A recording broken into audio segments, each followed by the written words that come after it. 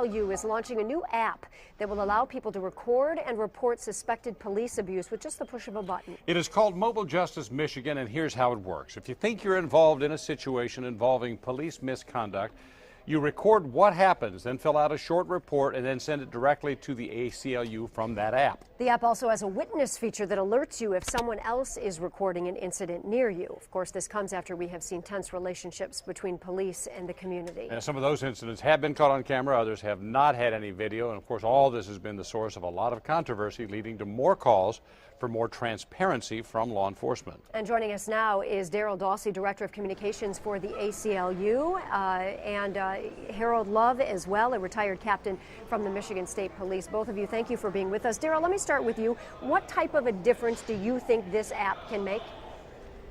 Well, I mean, I think it can make a huge difference in the sense that it will allow people to present another side of the story, a different narrative. It will allow for, quite frankly, an objective capturing of events, and so I think that it has the potential to be huge, depending on how vigorously people want to use this and then want to pursue justice when they do capture these instances of police abuse and or misconduct. Harold Love also joins us, a retired captain from Michigan State Police, and the police obviously have been pushing for more body cameras, but this in effect puts the shoe on the other foot. How do you think that'll be received by police officers to suddenly have everybody holding up phones? Well, one thing, I think it's going to be received that there are many out there who have malicious intent when utilizing the cameras. One important piece that we're missing when you talk about reporting misconduct is the police commanders, the police supervisors. I know for one, Chief Craig in Detroit has gone to great lengths to hold his commanders accountable for developing relationships and trust with the community. And we need to make sure that we remember that very important step to allow the police to police themselves. Daryl, after a video and a report are submitted, if someone takes a video and submits it to you, what happens next? Does the ACLU review it and determine if they think that there's been misconduct? The video is automatically sent to us. Okay. Yes, the video is automatically sent to us, and then we will review it and we will consider the appropriate steps after that. There is no one set action that we will take. It will be dependent upon what it is that we will see. But I also feel like I need to speak really quickly to this whole notion that there are people out there with malicious intent using their cell phones to film the police. I don't know where that comes from. I don't know, where we get this notion that folks can somehow express malicious intent to the police department by simply filming them. Well, Daryl, I'll point out to you. Yeah, Daryl, we have an obligation to maintain accountability. Yeah, Daryl, I'm just going to point out to you, we have seen instances where people will approach police with their cameras and they push and they sit there and they kind of prod the police officers into doing something, and in most of these cases we have not seen the police react.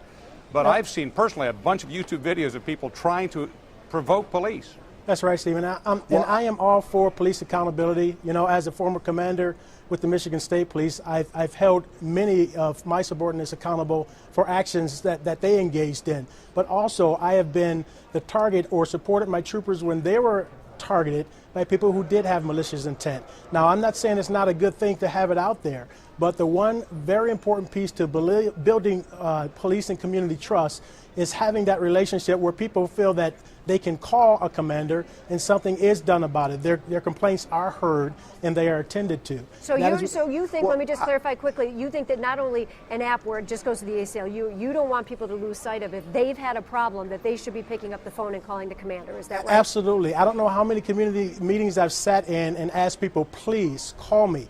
Let me know if someone swears at you. Let me know if someone, is engaging in misconduct so that we can address it and deal with it and follow up with you. Now, I know that's not current or not happening in every police department. There are very many good chiefs, good departments, good officers out there who want to hear about complaints so that they can make things better. They can make the relationships better between police and community. Well, then they shouldn't have any problem with this application, because this application is going to be able to provide them with video evidence of any misconduct on the part of their officers. No, absolutely. I think part of the problem has been for many people in the community, there's simply a sense that the police lie. They lie about these interactions. They lie about what they do to folks when they stop them and so on and so forth. I mean, I think that when we look at the case of Floyd Lloyd Dent in Inkster.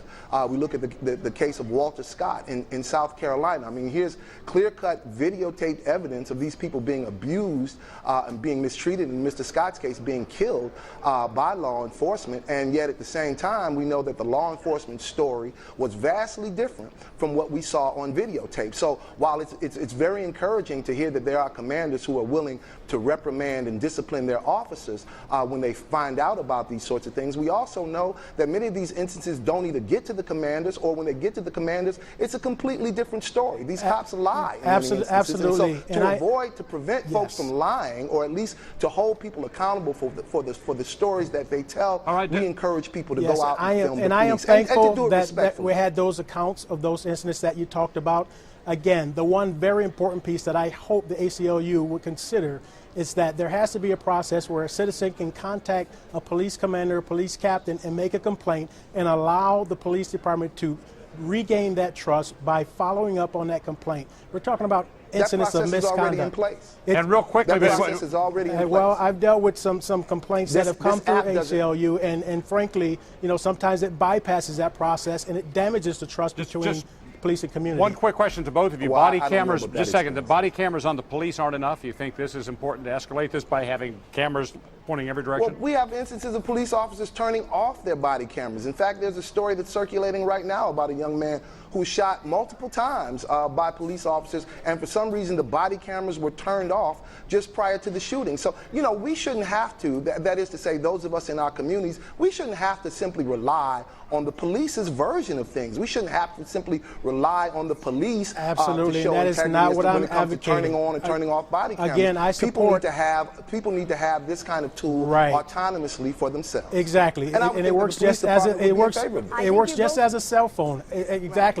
I definitely support any means of a citizen being allowed to record police action. I think you're right. You just don't want the missing step that the commanders are not notified of potential misbehavior. I think we before the understand ACLU comes down with articles and suits and things like that. Give the police an opportunity to build that community trust. Gentlemen, you know what? I'm sorry, we are out of time. You might want to consider reform and training as opposed to simply Daryl Dawsey from the stories. ACLU and Harold Love, retired captain from Michigan State Police. We thank you both for this. Everybody agrees that there needs to be transparency. I think that is absolutely paramount. And we thank you for that discussion. All right, still heading your way here on the Now Detroit.